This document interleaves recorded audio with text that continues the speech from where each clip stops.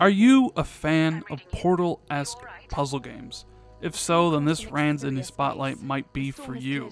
Today I'm going to be taking a look at QUBE 2 from developer Toxic Games, published by Trap Nerve Games. It's available today, March 13th, for the price of $24.99. I'm playing the Xbox One X version, but it's also available on the PS4 and PC. I should make mention that the Xbox One X version is enhanced and you will get 4K Ultra HD on the title. Now, QUBE 2 is the sequel to the first-person puzzle game QUBE, a game which I played and enjoyed. It's not the best puzzle game, but it certainly wasn't the worst. So when I had heard that they were making a sequel to QUBE, I was excited. Saw some trailers, really interest me, and I'm happy to say that QUBE 2 is the sequel that we deserve. It is a much better game in every facet than the original QUBE, and it was a game I really enjoyed. So in QUBE 2, you play as Amelia Cross, a stranded archaeologist who is mysteriously awoken among the sand-swept ruins of an ancient alien landscape. Together with the distant help of another survivor, Commander Emma Sutcliffe, you have to traverse and manipulate the structure of this forgotten world to find back home. Amelia wakes up with no recollection of what's going on. She's wearing a strange suit and these gloves that can manipulate the structure of the cube. And that is basically how you're going to solve puzzles, is with these gloves that can change tiles to your bidding. Now, it's very much like Portal in the sense that you come into a chamber, a test chamber, so to speak, and your goal is to get to the exit and continue on. But in this room, and as well as all the rooms in the game, is a set of puzzles you have to figure out.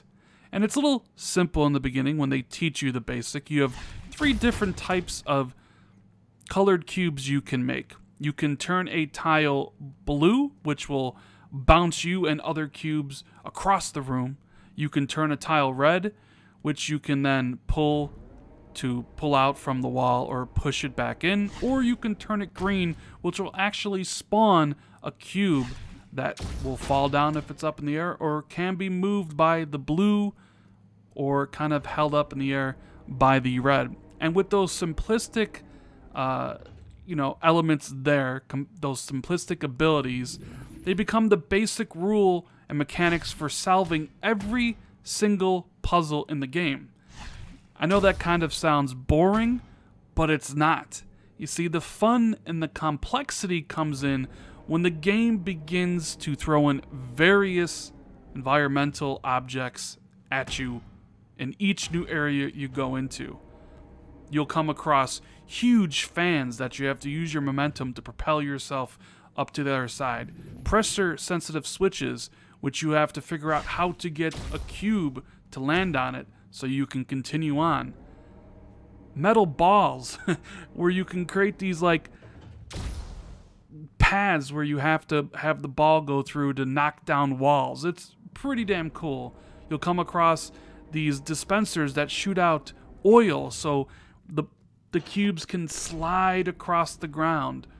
You'll come across flames, which will turn the oil, ablaze, so you can knock down even other things. And it is there in those areas where the environmental stuff mixed in with the pretty basic controls of the blue, the green, and the red really make QUBE 2 shine.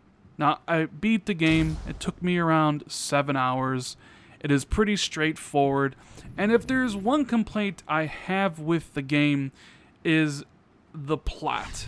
And I don't mean the overarching narrative, because it is pretty interesting. The conversations that Amelia has with the other survivor, plus the conversations she has with somebody else, which I won't spoil, are fine, and it is interesting to try to figure out what happened to everybody, or what happened to the cube, and what happened to yourself. What I'm talking about is how she goes about completing her tasks. It's always these, you come into a room and something has to be powered on. And the structure has to be powered on in another room by other generators. Rinse and repeat that like 4 different times. And that kind of became boring. But to the game's credit, the actual puzzles, those great puzzles, made me want to continue on despite that kind of boring narrative structure of go here, power up this device, go to the other room, power up this device, rinse and repeat. So kudos to Toxic Games for making actual really enjoyable puzzles throughout the entire experience. Now, for you achievement and trophy hunters out there, this is a pretty easy 1,000 and a platinum. You'll get the majority of them for just completing the game.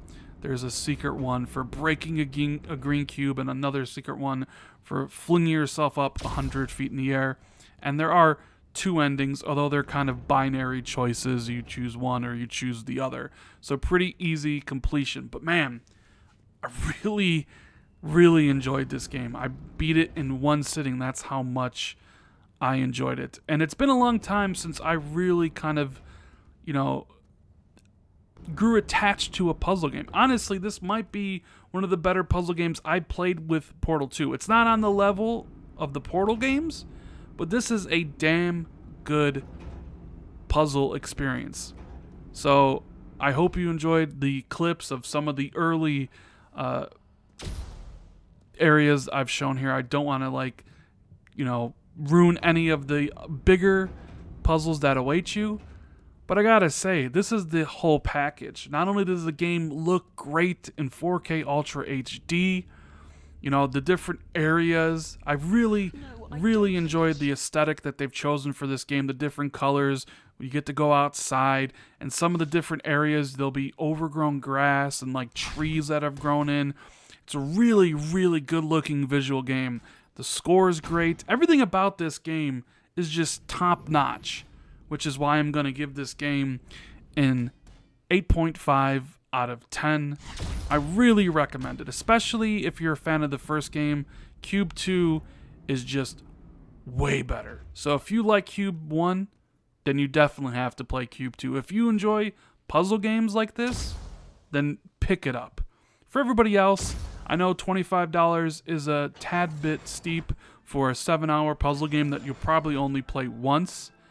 But I think there's enough here to recommend it. If not, I'd wait for a sale. Maybe $15 is more of an appropriate price for some of you guys out there. But once again, I can't understate how much I really enjoyed QUBE 2. And I hope you pick it up and enjoy it as well. Anyways, guys, that is the video. Hope you enjoyed this Ranzini Spotlight on QUBE 2. If you did, make sure you hit that like button. Share this out on social media. All that good stuff. Subscribe, and I'll see you in the next video. Later.